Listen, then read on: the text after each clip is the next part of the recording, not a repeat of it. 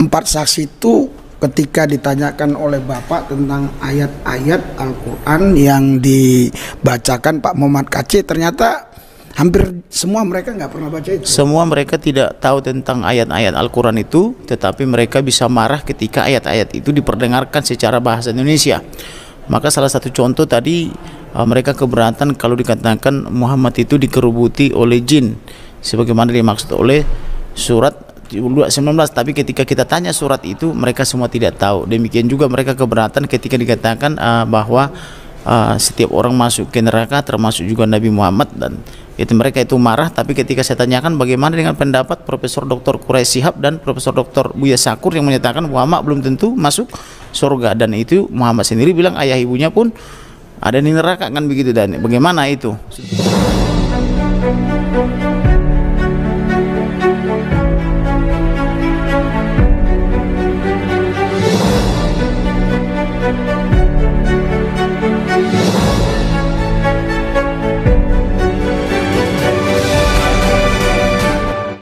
Haleluya, haleluya. Assalamualaikum, Ishim Hamasyah. Salam Aki.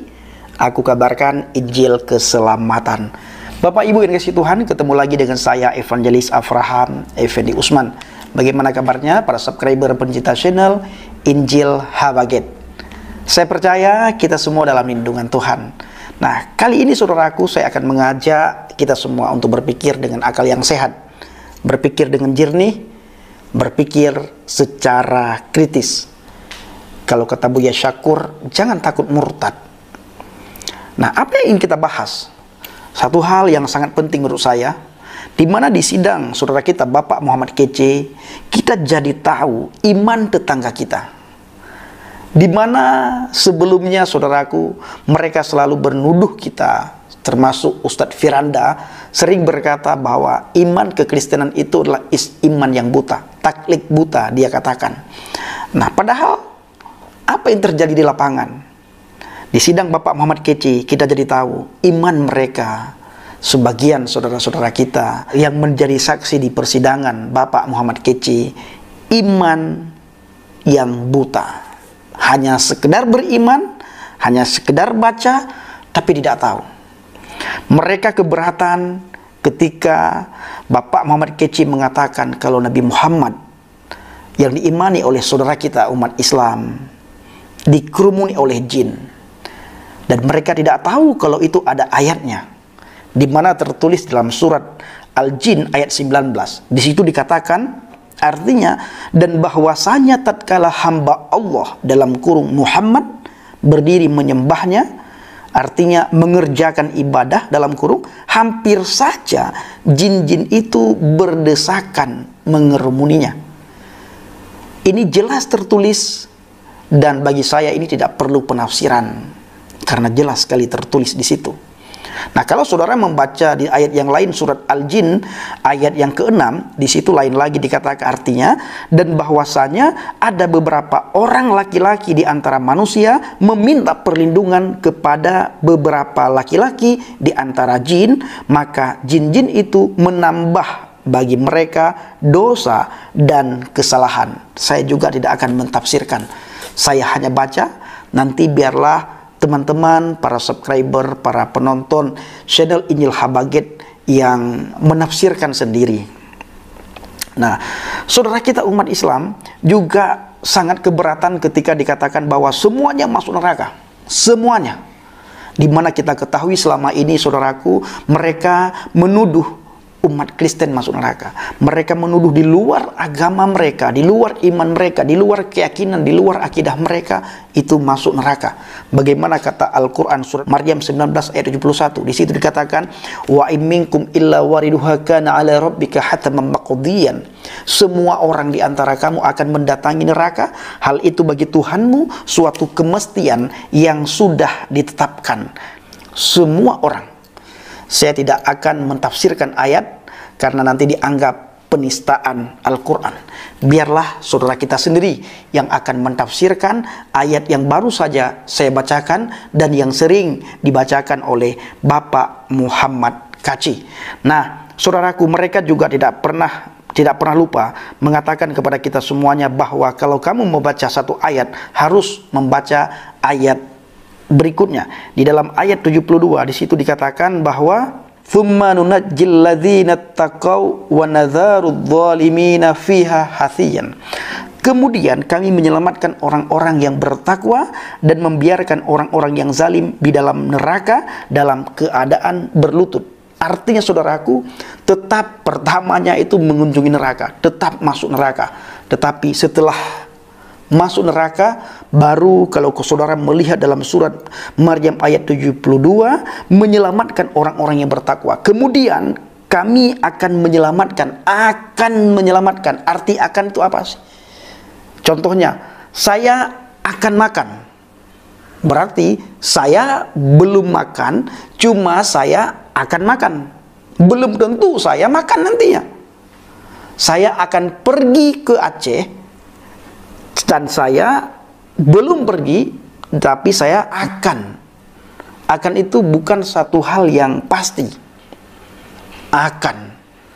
Sama dengan hendak. Saya hendak makan, tapi saya belum makan. Baru niat makan. Sama dengan akan menyelamatkan, belum diselamatkan. Belum diselamatkan dan belum tentu, kalau saya katakan belum tentu diselamatkan, akan. Kemudian kami akan menyelamatkan orang-orang yang bertakwa dan membiarkan orang-orang yang zalim di dalam neraka dalam keadaan berlutut. Nah, jadi saudaraku, tetap semua orang itu masuk neraka kalau saudara melihat dalam surat Maryam 19 ayat 71. Nah, mereka juga sangat keberatan ketika dikatakan bahwa orang tuanya Nabi Muhammad berada di dalam neraka. Adakah ayatnya? Ada di dalam sebuah hadis. Di situ dikatakan, telah menceritakan kepada kami Abu Bakar bin Abu Syaiban, menceritakan kepada kami Affan, menceritakan kepada kami Hamad bin Salamah dari Sabit dari Anas bahwasanya seseorang berkata, wahai Rasulullah, di manakah bapakku?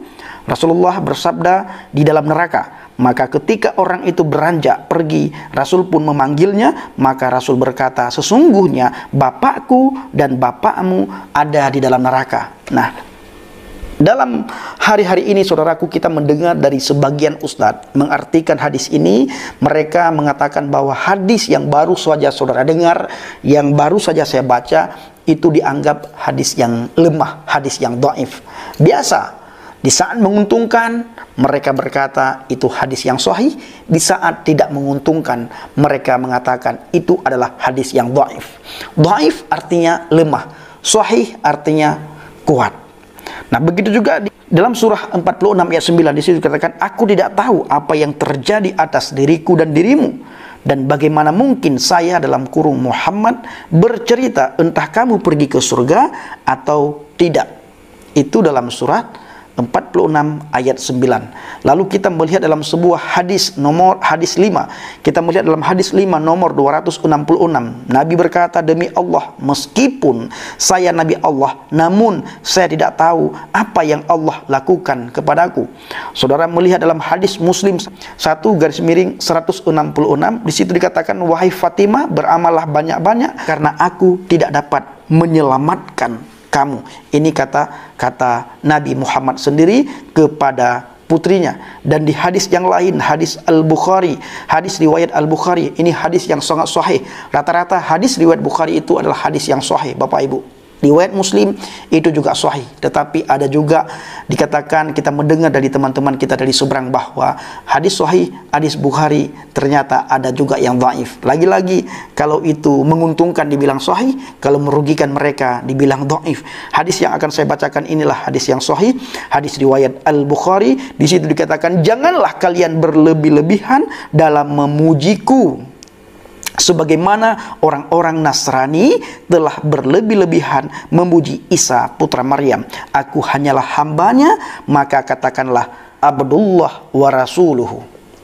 Nah, saudaraku yang dikasih Tuhan, para subscriber, pencinta channel Injil Habaget, inilah yang terjadi pada saudara-saudara kita dari seberang, dan kita sangat tahu bagaimana iman mereka di saat terjadi kasus Bapak Muhammad Kece. Malah kemarin kita melihat di sidang ya, bagaimana terjadi membantah antara pengacara Bapak Muhammad Kece dan seorang tokoh dari Islam. Bahkan kita juga mendengar di sidang itu, tokoh dari Islam ini berkata itu hanya terjemahan daripada Menteri Agama. Apakah terjemahan yang dilakukan oleh para Menteri Agama juga tidak dianggap? Nah, terima kasih. Kiranya video singkat ini menjadi wawasan bagi saudara-saudara kita dari seberang. Jangan pernah menuduh orang lain taklid buta, sementara saudara sendiri tidak tahu. Maka kata Buya Syakur Yasin begini. Dulu saya dengan Gus Dur bicara seperti ini. Kata Gus Dur, ya memang begitu Pak Syakur. Saya ini beragama kayak pegang bara. Dilepas nggak boleh, dipegang saya sakit. Ya kan artinya. Oleh karena itu yuk sekarang kita berpikir. Jangan takut murtad dong. Daripada kamu mempercayai sesuatu yang tidak benar. Betul nggak? Ya iya, berpikir kritis. Selama ini kita dididik beragama ini dengan cara pejamkan matamu, matikan lampu, tutup jendela, kunci pintu. Yakinlah begitu caranya. Selama ini kan begitu. Pokoknya kan begitu. Yuk kita berbicara rasional. Itu yang saya inginkan. Dan ini akan terjadi perubahan nanti. Terima kasih. Shalom alaikum bishim Hamasiah. Salam Aki. Aku kabarkan Injil keselamatan. Bapak Yahweh bishim Adonai Yesua Hamasiah. Urwah Kudus memberkati kita semua. Haleluya. Amin.